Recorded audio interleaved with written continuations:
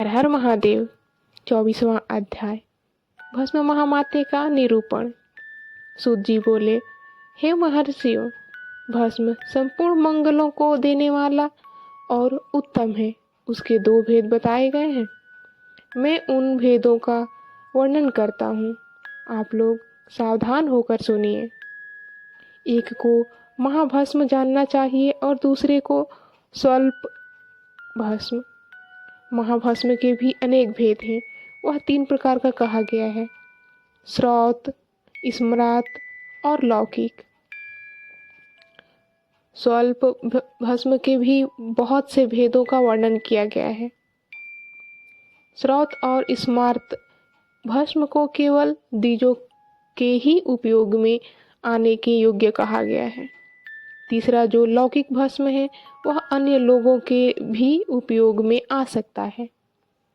श्रेष्ठ महर्षियों ने यह बताया है कि द्विजों को वैदिक मंत्र के उच्चारण पूर्वक भस्म धारण करना चाहिए। दूसरे लोगों के लिए बिना मंत्र के ही केवल धारण करने का विधान है। जले हुए गोबर से उत्पन्न होने वाला भस्म आग्नेय कहलाता है। हे महामुने, वह भी त्रिपुंड्र का द्रव है, ऐसा कहा गया है। अग्निहोत्र से उत्पन्न हुए भस्म का भी मनीषी पुरुषों को संग्रह करना चाहिए।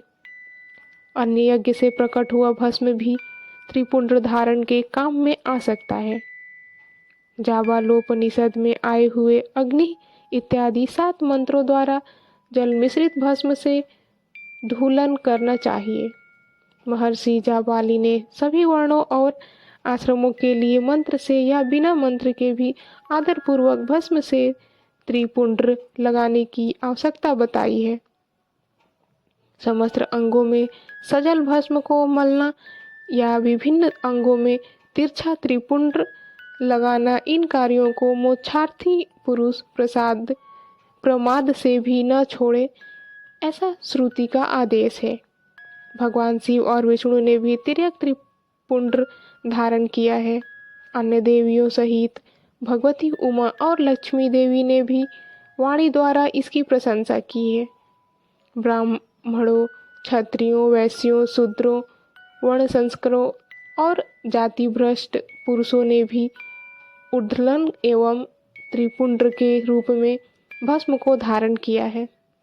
जो लोग श्रद्धापूर्वक शरीर में भस्म का उद्धलन तथा त्रिपुंड्र धारण करने का आचरण नहीं करते हैं, उनमें वर्णाश्रम समन्वित सदाचार की कमी है।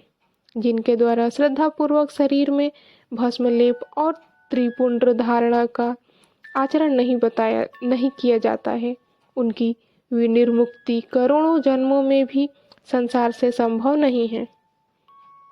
जो श्रद्धापूर्वक शरीर में भस्म लेपन और त्रिपुंड्र धारण का आचार पालन नहीं करते हैं, उन्हें 100 करोड़ कल्पों में भी शिव का ज्ञान प्राप्त नहीं हो सकता है।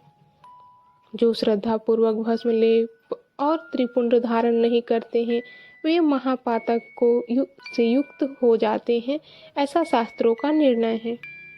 जो श्रद्धापूर्वक भस्मोद्धलन और त्रिपुंड्र धारण नहीं करते हैं, उन लोगों का संपूर्ण आचरण विपरीत फल प्रदान करने वाला हो जाता है। हे मुनियों, जो महापातकों से युक्त और समस्त प्राणियों से द्वेष करने वाले हैं, वे ही त्रिपुंड्र धारण और भस्मोद्धलन से अत्यधिक द्वेष करते हैं। जो आत्मज्ञानी पुरुष शिवाग्नि का कार्य करके त्रयांशु जमदग्नि ने इस मंत्र से भस्म का मात्र स्पर्श ही कर लेता है, वह समस्त पापों से मुक्त हो जाता है। जो मनुष्य तीनों संध्या कालों में श्वेत भस्म के द्वारा त्रिपुंड्र धारण करता है, वह समस्त पापों से मुक्त होकर शिव सानिध्य का आनंद भोगता है। जो व्यक्ति श्वेत भस्म से अपने मस्तक पर त्रिपुंड्र धारण करता है, वह अनादिभूत लोकों को प्राप्त कर अमर हो जाता है। बिना भस्म स्नान किए षड्क्षर मंत्र का जप नहीं करना चाहिए। विधि पूर्वक भस्म से त्रिपुंड्र धारण करके ही इसका जप करना चाहिए। हर हर महादेव।